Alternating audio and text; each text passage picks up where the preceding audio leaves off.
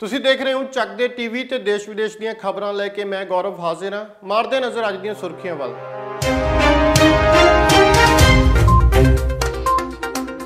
Haryana police ने किया किसानों ते लाठी चार्ज। मुख्यमंत्री मनोहर लाल खट्टर खिलाफ कर रहे सन रोस प्रदर्शन। जख्मी किसानों 80 साल बजुर्ग भी शामिल।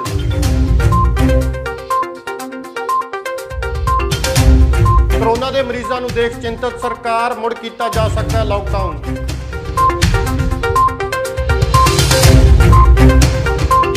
बंधुआ मजदूरों के मामले ते केंद्र सरकार वालों भेजी चिट्ठी ते सियासत सरगर्म। पंजाब के मंत्रियों और किसानों ने भी नकारे दोष।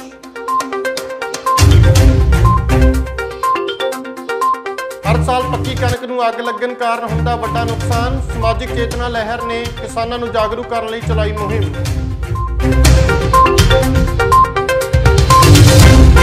गुरदासपुर के एक पिंड विच दहशत का माहौल। बीती रात हमलावरों ने चलाईयां अन्नेवाह गोलियां।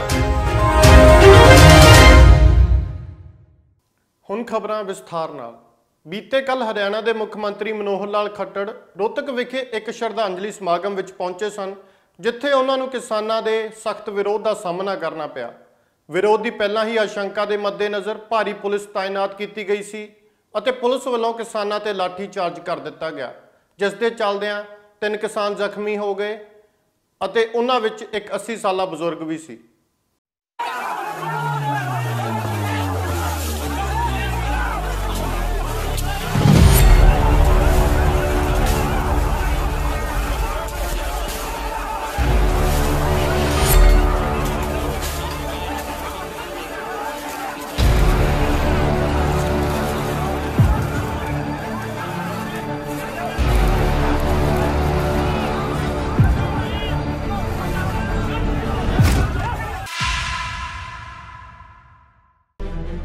रोहतक विखे केंद्र सरकार के 3 खेती कानूनों के विरोध च किसानों ने बीते कल हरियाणा के मुख्यमंत्री मनोहर खट्टर का घेराव करने की कोशिश की।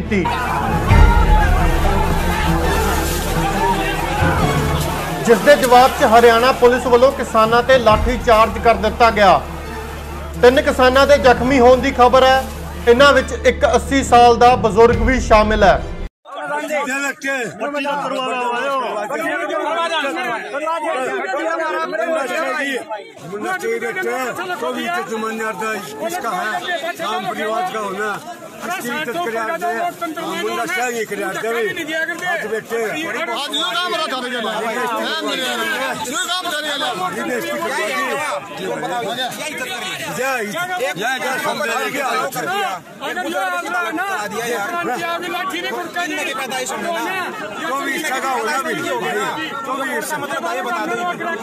अपने माँ बाप का मोगरे मारो, तुम शर्म नहीं आई रहे। हमारा विरोध गलत हो तो बताओ। हमारा संग बंद करते हो तो बताओ। हम खाएंगे तो लाठी चार्ज का क्या मतलब?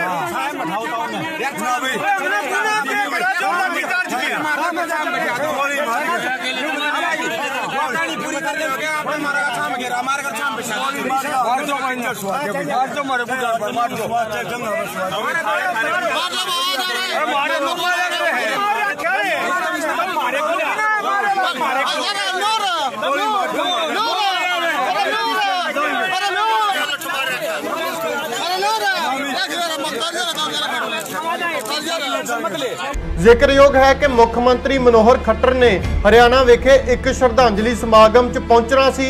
किसानों के विरोध के मद्देनज़र पुलिस ने मुख्यमंत्री का helicopter Rohtak police line area च उतारिया, जिसकी जानकारी मिलते ही किसान हैलीपैड वाली जगह ते पहुंच गए अते मुख्यमंत्री नूं काले झंडे दिखा जम के नारेबाजी की। किसान आगुओं का कहना जिथे पुलिस ने समागम तो पहला ही कुछ आगुओं नूं हिरासत च ले लिया सी, उत्थे ही शांतमई प्रदर्शन कर रहे किसानां ते पुलिस ने बल का प्रयोग कर धक्केशाही करदिआं लाठी चार्ज किया।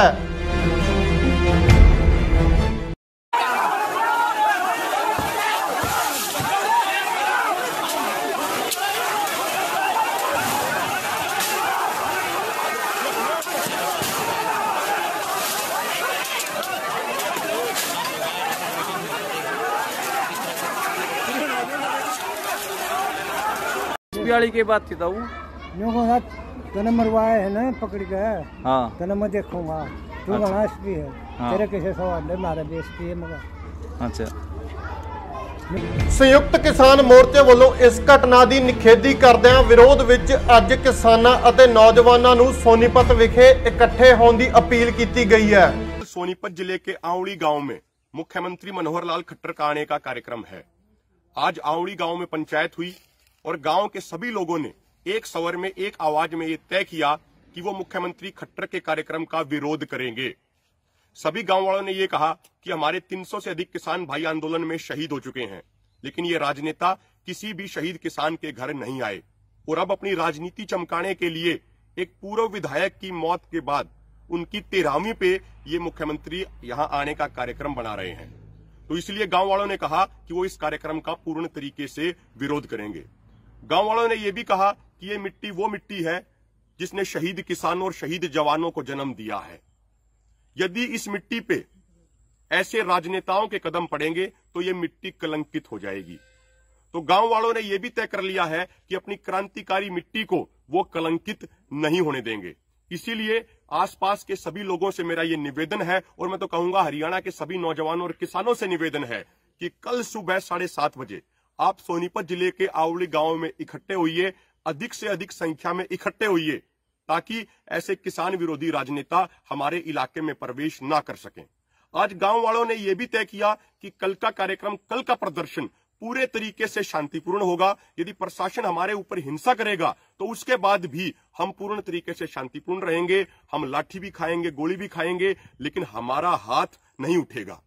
कुछ गांव वालों ने बताया कि प्रशासन के लोग गांव वालों को धमकाने का प्रयास कर रहे हैं और उनके कुछ लोगों के नाम लिख के लेके गए हैं। तो हम प्रशासन को भी ये कहना चाहते हैं कि हमारे संविधान ने और सुप्रीम कोर्ट ने हमें ये अधिकार दिया है कि हम शांतिपूर्ण तरीके से प्रदर्शन करें। यदि हमारे इस लोकतांत्रिक हक को छीनने का प्रयास प्रशासन द्वारा किया जाएगा तो हम डरने वाले नहीं हैं, हम प्रदर्शन करेंगे। यदि प्रशासन केस भी दर्ज करना चाहता है तो हमारे ऊपर केस दर्ज करे, हमें कोई दिक्कत नहीं है। हमारा कार्यक्रम पूरे तरीके से शांतिपूर्ण होगा और ये हमारा लोकतांत्रिक अधिकार है। तो इसीलिए निवेदन है भाइयों, कल सुबह 7:30 बजे सोनीपत जिले के आंवड़ी गांव में अधिक से अधिक संख्या में इकट्ठे हों और मुख्यमंत्री खट्टर के कार्यक्रम को बहुत बुरी तरह लाठीचार्ज किया है। कई हमारे किसान भाइयों के सिर पट गए हैं, कई किसान भाइयों की हड्डियां टूटी हैं और मालूम हुआ है कि जो लठ मारने वाले थे उनमें काफ़ी लोग सिविल के थे। कौन थे पता नहीं है, लेकिन अति दुखदाई घटना है कि हमारे लोगों की तरफ से ना तो कोई हमला किया गया है, ना कोई उपद्रव किया गया है और वहाँ पे भारी लाठीचार्ज हमारे लोगों के ऊपर हुआ है। हालांकि वो ज़्यादा गिनती में नहीं थे, लेकिन फिर भी उन्होंने लाठीचार्ज किया और बहुत बुरी तरह किया। तो उसके विरोध में कल पंचायत करनी है कि आगे हमने क्या स्टैंड लेना है, क्या फैसला लेना है। सुबह 10 बजे मकड़ौली टोल पर, रोहतक में मकड़ौली टोल पर पंचायत रखी गई है। सुबह 10 बजे मेरी आप सभी से बेनती है कि सुबह 10 बजे मकड़ौली टोल पर हमारे भाई पहुँचे और वहाँ पे हम फैसला देंगे कि आगे हमने क्या रणनीति अपनानी है। ਅਗਲੀ ਖਬਰ ਕੋਵਿਡ-19 ਨਾਲ ਸੰਬੰਧਿਤ ਹੈ। ਦੇਸ਼ ਭਰ ਵਿੱਚ ਕੋਰੋਨਾ ਦੇ ਐਕਟਿਵ ਕੇਸ 6,58,909 ਤੱਕ ਪਹੁੰਚ ਗਏ ਨੇ। ਪਿਛਲੇ 24 ਘੰਟਿਆਂ ਵਿੱਚ 44,213 ਐਕਟਿਵ ਕੇਸਾਂ ਦਾ ਵਾਧਾ ਹੋਇਆ। ਪੰਜਾਬ ਵਿੱਚ 2 ਮਹੀਨਿਆਂ ਵਿੱਚ ਐਕਟਿਵ ਕੇਸਾਂ ਦੀ ਗਿਣਤੀ 12 ਗੁਣਾ ਵਧੀ ਹੈ ਅਤੇ ਦੇਸ਼ ਭਰ ਵਿੱਚ 714 ਮੌਤਾਂ ਵਿੱਚੋਂ 49 ਮੌਤਾਂ ਦੀ ਗਿਣਤੀ ਸਿਰਫ ਪੰਜਾਬ ਵਿੱਚ ਹੈ। ਪ੍ਰਧਾਨ ਮੰਤਰੀ ਨਰਿੰਦਰ ਮੋਦੀ ਵੱਲੋਂ ਇੱਕ ਉੱਚ ਸਤਰ ਦੀ ਇੱਕ ਬੈਠਕ ਰੱਖੀ ਗਈ ਹੈ ਅਤੇ ਸੂਤਰਾਂ ਅਨੁਸਾਰ ਮੁੜ ਲਾਕਡਾਊਨ ਦੇ ਆਸਾਰ ਨਜ਼ਰ ਆ ਰਹੇ ਨੇ।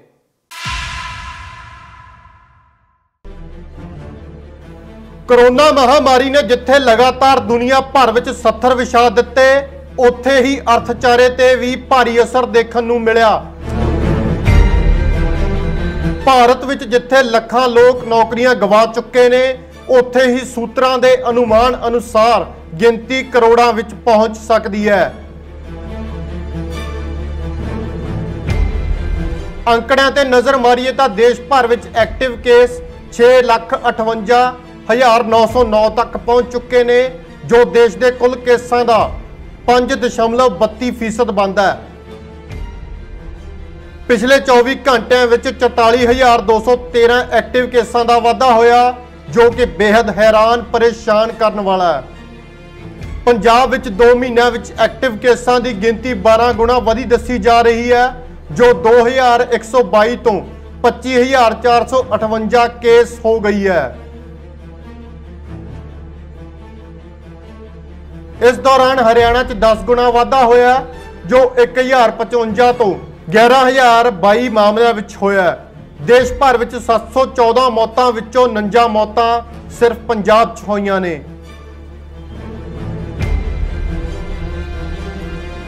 जिस दे चलदिआं प्रधानमंत्री नरेंद्र मोदी वालों एक उच्च स्तर की एक बैठक रखी गई है अते मुड़ लॉकडाउन के असार नजर आ रहे ने। पिछले समय की गल करिए तो केंद्र सरकार के अचानक कीते लॉकडाउन जिसने हजारां मजदूरां नूं सड़कां ते रुलण नूं मजबूर कर दिता सी ਅਤੇ देश के अर्थचारे नूं गहरे संकट वाल धक दिता सी, जिस दे चलदे सरकार नूं अर्थचारे विश्लेषकां अते आम लोकां वल्लों तिखी आलोचना का सामना करना पिया सी।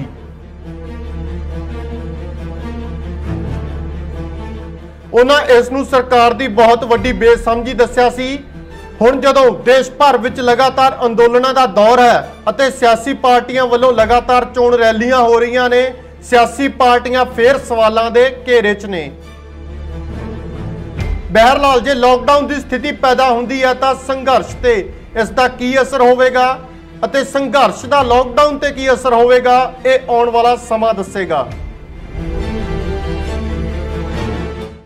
गृह मंत्रालय वालों पंजाब के सरहदी किसानों वालों प्रवासी मजदूरों नूं बंधुआ मजदूर अते उन्हां नूं नशे का आदी बनाउण दे मामले च पंजाब सरकार नूं एक पत्र जारी किया गया सी, जिस दे उपर सियासत काफ़ी सरगर्म नज़र आ रही है। आओ वेखते हैं एक ग्राउंड रिपोर्ट।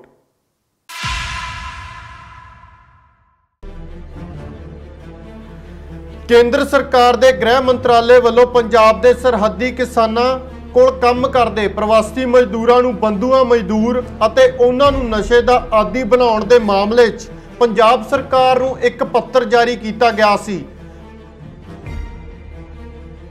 जिस दे चलदे पंजाब के मुख मंत्री कैप्टन अमरिंदर सिंह ने उस पत्र नूं नकारिया। उत्थे ही होर सियासी पार्टी के मैंबरां अते किसान जथेबंदियां वल्लों भी उस चिट्ठी का विरोध किया जा रहा है। उत्थे ही सरहदी पिंडां दे किसान भी इस चिट्ठी नूं कोरा झूठ करार दे रहे ने।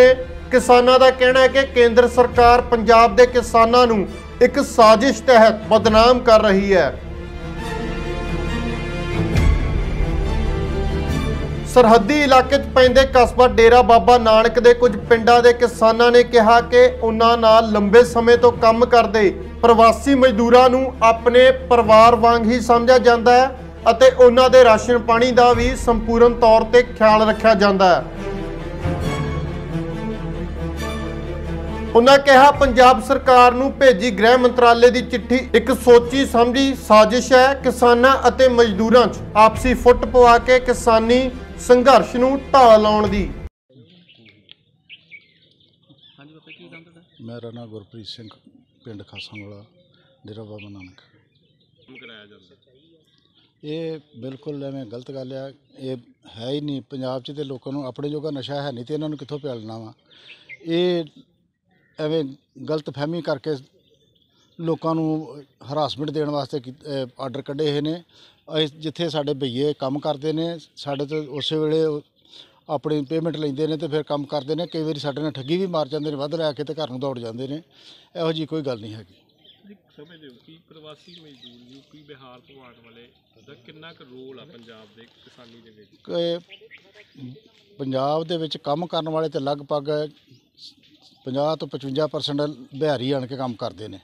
साडी खेती आउंदे झोने का लाभ लाउंदे ने, काम करते हैं, लेकिन पैसे हर जट उन्होंने 100% दिंदा वा, वध भी दे दिंदा वा किसी वेले भी मेरे पहलों लग जाओ। इस करके इन्हां दा पैसा कोई नहीं मारदा, जान के गल झूठ साबित हुंदी है जिहड़ी गल तुसीं दस्सण डए हो।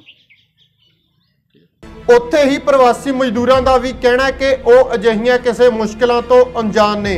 हमारा तो वही बोले तो 2 साल हुआ है आने से, अभी तक तो नहीं नशा करते हैं, ना हमको उतना पता है कि नशा के बारे में।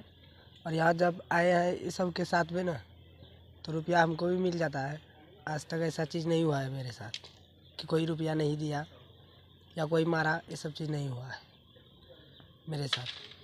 तो ये अच्छी सैलरी मिल जाती किसानों वालों को?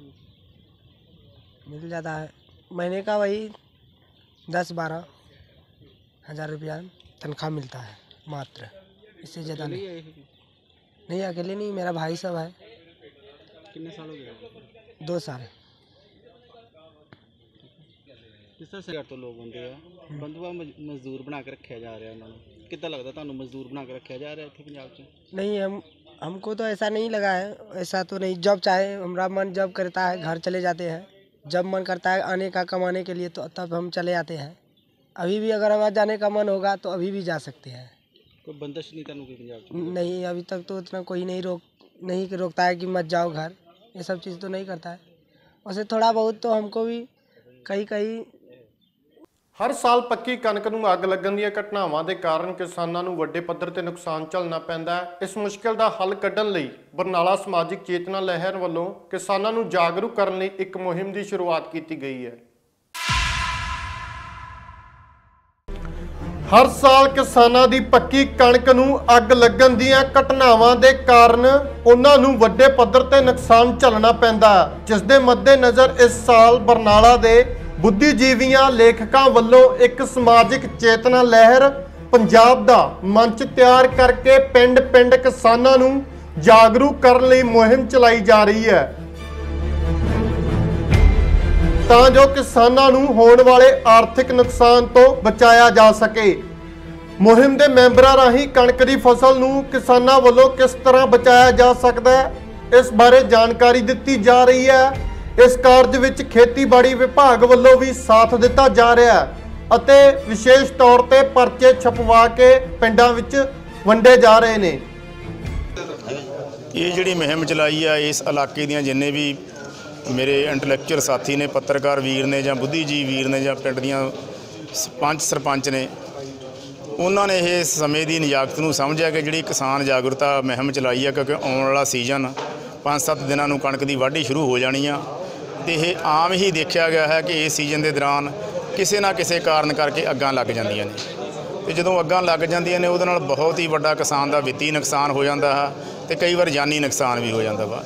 इस नुकसान तो बचण दे लई किहड़ियां अगाऊं प्रबंध कीते किसान वालों खुद कीते जाने बनते हैं, जिवें खेतां दे विच अपना पानी रख लेना, आले दुआले दा घाह साफ रखना, उत्थे जिहड़ी मशीनरी है उन्होंने खड़े नूं उत्थे खेत च स्टार्ट ना करनी, होर कई तरह के जिवें असीं एक नुकते 12-13 जारी कीते ने किसानों नूं अवेयर करन दे लई भी जेकर आपां इन्हां नुकतिआं ते गौर कर लईए तां असीं आउण वाली किसी भी माड़ी दुर्घटना तो बच सकते हैं।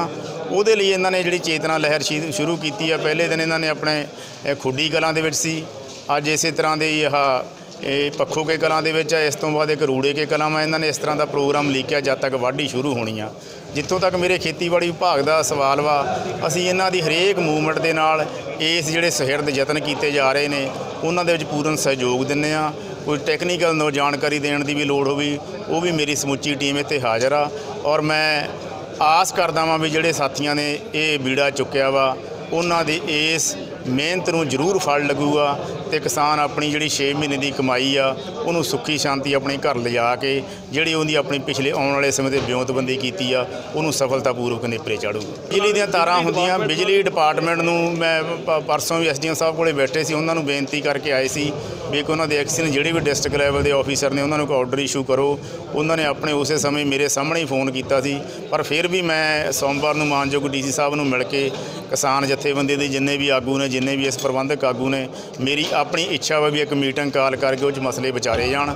ਜਿਹੜੀ ਵੀ ਉਹਦੇ 'ਚ ਕੋਈ ਸਾਂਝੀ ਰਾਏ ਬਣੂਗੀ, ਜਿਹੜੇ ਵੀ ਹੁਕਮ ਜਾਰੀ ਕਰਨ ਦੀ ਲੋੜ ਹੋਊ ਉਹ ਮੈਂ ਆਪਣੇ ਵੱਲੋਂ ਪੂਰੇ ਸੁਹਿਰਦ ਯਤਨ ਕਰੂੰਗਾ, ਕਿਉਂਕਿ ਮੇਰਾ ਡਿਪਾਰਟਮੈਂਟ ਹੀ ਕਿਸਾਨ ਭਲਾਈ ਵਿਭਾਗ ਵਾ। ਜਿੱਥੇ ਭਲਾਈ ਦਾ ਲਫ਼ਜ਼ ਹੀ ਆ ਜਾਵੇ ਫਿਰ ਉੱਥੇ ਭਲਾਈ ਕਰਨੀ ਵੀ ਚਾਹੀਦੀ ਹੈ, ਇਕੱਲੀ ਸ਼ਬਦਾਂ ਦੇ ਵਿੱਚ ਨਹੀਂ ਹੋਣੀ ਚਾਹੀਦੀ। ਸੋ ਮੈਂ ਜਿੰਨੀ ਕੁ ਵੀ ਆਪਣੀ ਸਮਰੱਥਾ ਰੱਖਦਾ ਵਾਂ ਤੇ ਮੈਂ ਕਿਸਾਨ ਵੀਰਾਂ ਨੂੰ ਵੀ ਬੇਨਤੀ ਕਰਦਾ ਵਾਂ ਕਿ ਉਹ ਆਪਣੇ ਵੱਲੋਂ ਸੁਹਿਰਦ ਯਤਨ ਕਰਨ ਤਾਂ ਮਾਲਕ ਜ਼ਰੂਰ ਇੱਜ਼ਤ ਰੱਖੂਗਾ।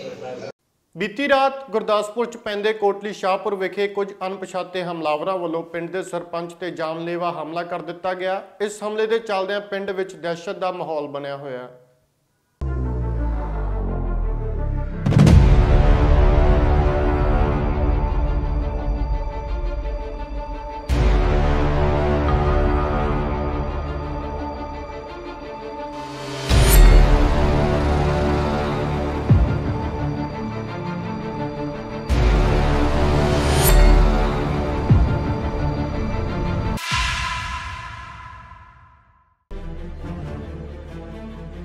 ਗੁਰਦਾਸਪੁਰ ਦੇ ਇੱਕ ਪਿੰਡ ਵਿੱਚ ਉਸ ਵਕਤ ਦਹਿਸ਼ਤ ਦਾ ਮਾਹੌਲ ਬਣ ਗਿਆ ਜਦੋਂ ਰਾਤ ਦੇ ਸਨਾਟੇ ਨੂੰ ਚੀਰਦੇ ਗੋਲੀਆਂ ਦੇ ਖੜਾਕ ਨੇ ਪਿੰਡ ਦੇ ਲੋਕਾਂ ਨੂੰ ਬੇਚੈਨ ਕਰ ਦਿੱਤਾ।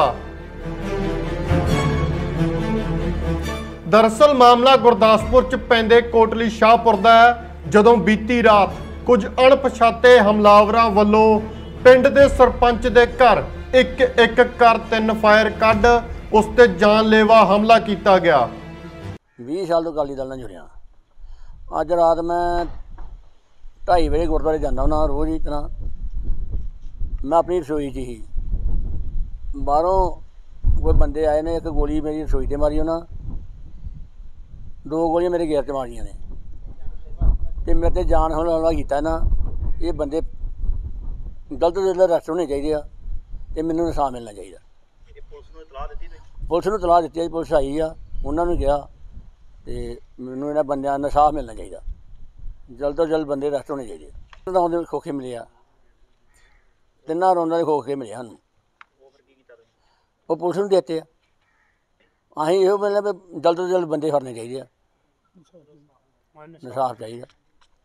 उधर पुलिस का कहना है वो पहल के आधार पर CCTV कैमरे चैक करके तफ्तीश शुरू कर चुकी है और जल्द ही नतीजे ते पहुंचेगी।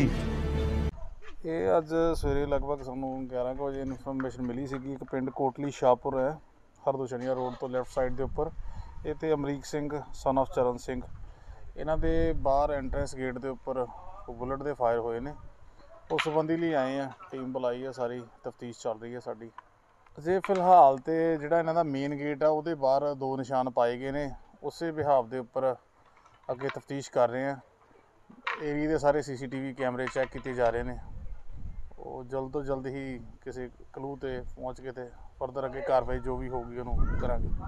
ये सन अज दीयां खबरां, कल फिर ताज़ा तरीन खबरां लैके हाजिर होवांगे। तद तक लई सत श्री अकाल।